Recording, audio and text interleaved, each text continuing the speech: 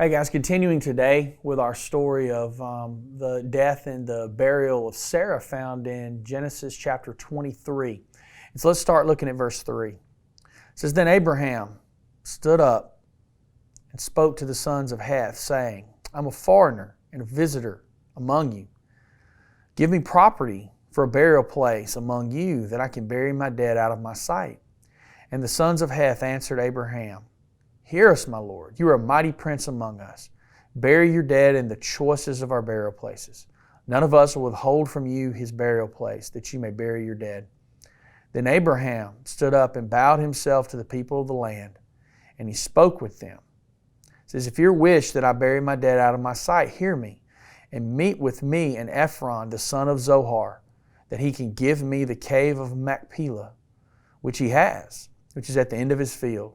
Let him give it to me at full price as property for a burial place among you. So he talks about here that he was a foreigner and a visitor among them. Now, I think that comes in two different levels.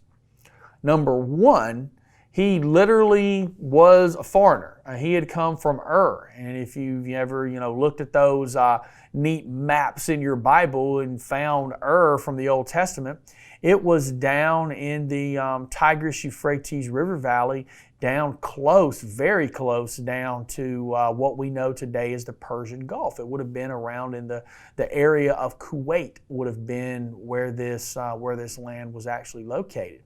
And so Abraham had traveled up the Euphrates River Valley north to then take a left turn and come around and then come down back to the south to get to Israel. He didn't come straight across the Arabian Peninsula and come across those deserts. He stayed in a much better country and a much more forgiving country to travel through.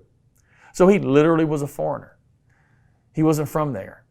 But then there was a second way that he was kind of like this too. You see, he was a foreigner from a spiritual point of view. These men and women of this place, they worship false gods. Abraham was the follower of God in this area. He was the one who was given this promise. He was the one who this land would eventually go to.